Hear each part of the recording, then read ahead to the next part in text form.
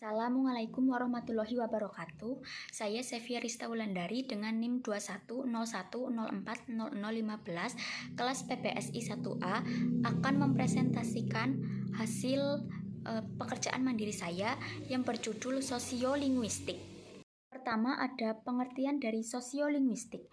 Sosiolinguistik adalah cabang ilmu linguistik yang mempelajari mengenai hubungan bahasa dan masyarakat, baik secara individu maupun kelompok. Aspek sosial seperti umur, pekerjaan juga mempunyai pengaruh terhadap bahasa yang beragam di masyarakat. Selain itu, kajian ini juga menjelaskan bagaimana masyarakat bisa berbicara berbeda pada konteks yang berbeda pula. Salah satu contohnya yaitu kemunculan fenomena bahasa gaul. Menurut Abdul Chair dan Leonie Agustina dalam buku Sosiolinguistik Perkenalan Awal pada tahun 1995 mengatakan bahwa sosiolinguistik berhubungan dengan perincian-perincian pemakaian bahasa yang sebenarnya, seperti deskripsi pola-pola pemakaian bahasa atau dialek dalam budaya tertentu. Pilihan pemakaian bahasa atau dialek tertentu dilakukan oleh penutur, topik, dan latar pembicaraan. Didefinisikan juga sosiolinguistik sebagai bidang antardisiplin yang mempelajari bahasa dalam kaitannya penggunaan bahasa itu dalam masyarakat. Menurut Janet Holmes dalam An Introduction to Sociolinguistics pada tahun 1995 menulis Sociolinguistic Study the Relationship between Language and Society, yaitu sosiolinguistik mempelajari hubungan antara bahasa dan masyarakat. Penelitian bahasa dengan tujuan sosiolinguistik memperhatikan faktor sosial dalam masyarakat yang mempengaruhi pemakaian bahasa. Faktor sosial tersebut contohnya seperti status sosial, tingkat pendidikan, umur, agama, jenis kelamin, dan lain-lain.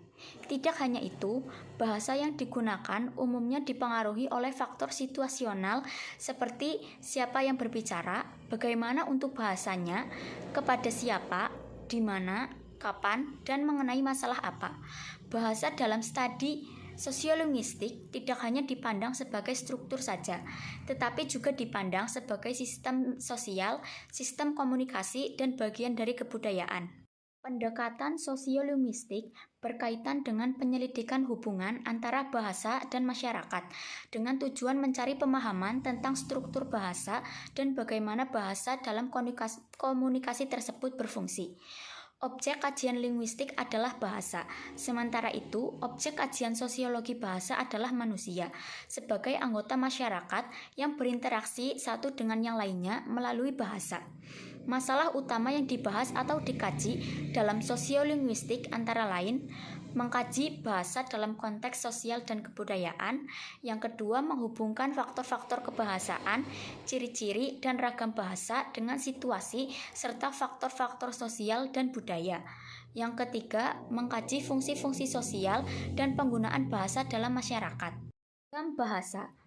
Menurut Suwito dalam buku Sosiolinguistik terbitan 11 Maret University Press tahun 1991 menulis bahwa ragam bahasa adalah suatu istilah yang dipergunakan untuk menunjuk salah satu dari sekian variasi yang terdapat dalam pemakaian bahasa.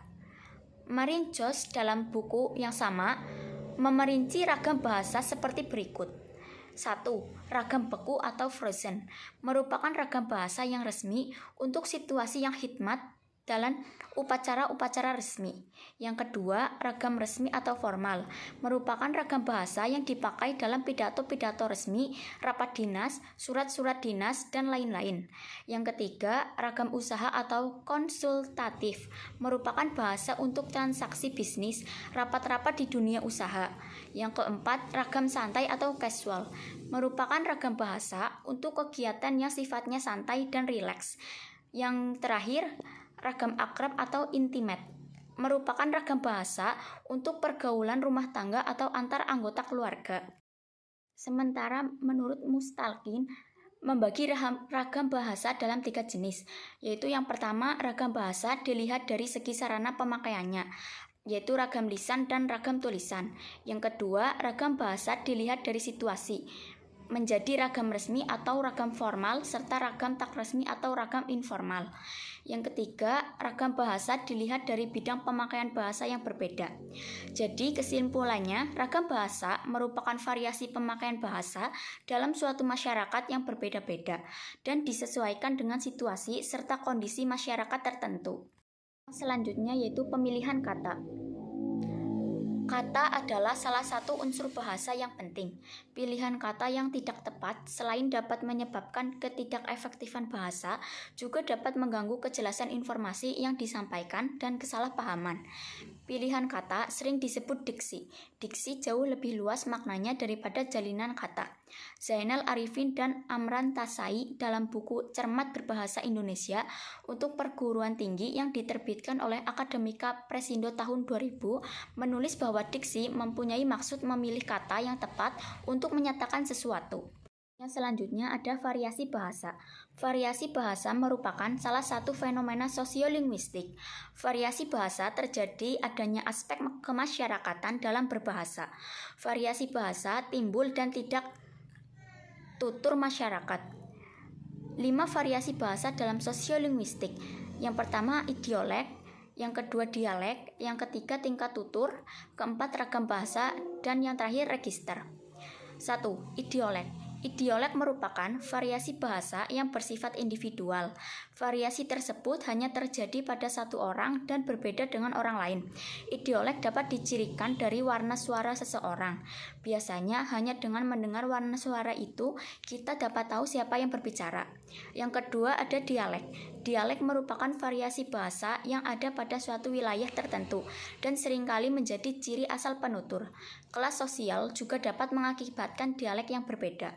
Secara singkat, faktor geografis dan sosial mempengaruhi dialek. Dialek biasanya bersifat akumulatif, bukan perseorangan. Misalnya, suatu masyarakat berada di suatu wilayah tertentu mempunyai dialek yang sama. Yang ketiga yaitu tingkat tutur. Tingkat tutur atau speech level. Variasi yang timbul karena adanya perbedaan mitra tutur. Penutur akan mempertimbangkan siapa yang akan menjadi mitra tuturnya. Mitra tutur yang berbeda akan mengakibatkan penggunaan variasi yang berbeda. Tingkat tutur dapat dilihat dengan pilihan kata yang berbeda dengan orang yang berbeda. Hal ini juga menyangkut kesopanan terhadap lawan bicara. Contohnya, bahasa Jawa mengenai kesopanan ketika berbicara dengan orang yang lebih tua atau dianggap memiliki status sosial yang lebih tinggi. Penutur akan cenderung menggunakan bahasa kromo, sedangkan untuk mitra yang sebaya akan menggunakan bahasa ngoko. Keempat, ada ragam bahasa. Ragam bahasa terjadi karena adanya perbedaan sudut pandang, penutur, tempat, dan situasi. Hal ini mengakibatkan ragam bahasa resmi atau formal dan tidak resmi atau non-formal. Ragam formal digunakan pada acara resmi tertentu dengan pilihan kata yang sesuai dengan situasi. Yang kelima, register. Register merupakan variasi bahasa yang digunakan oleh seseorang atau masyarakat tutur untuk suatu keperluan tertentu. Register memiliki maksud dan fungsi tertentu sesuai dengan maksud penutur. Selain itu juga mencakup konteks sosial. Register dapat dijumpai baik dalam teks lisan maupun tulis. Register lisan pada bahasa politik berbeda dengan bahasa biologi. Meskipun ada beberapa kata yang sama, tetapi maknanya berbeda. Yang terakhir ada fungsi sosiolinguistik. Bahasa dalam sosiolinguistik tidak hanya dipandang sebagai struktur saja, tetapi juga sebagai sistem sosial, sistem komunikasi, dan bagian dari kebudayaan masyarakat tertentu. Ragam bahasa adalah variasi pemakaian bahasa dalam suatu masyarakat yang berbeda-beda. Secara umum, fungsi sosiolinguistik adalah untuk mempelajari ragam bahasa, pilihan kata, dan pemakaian kata yang tepat dengan situasi, kondisi, dan berbagai faktor lain yang dimiliki lawan bicara, agar tidak terjadi ketidakefisiensian, kesalahpahaman, dan berbagai masalah bahasa lainnya. Sosiolinguistik juga bertujuan untuk mengkaji bahasa dalam konteks sosial kebudayaan, menghubungkan faktor-faktor budaya, serta mengkaji fungsi sosial dan pemakaian bahasa dalam masyarakat.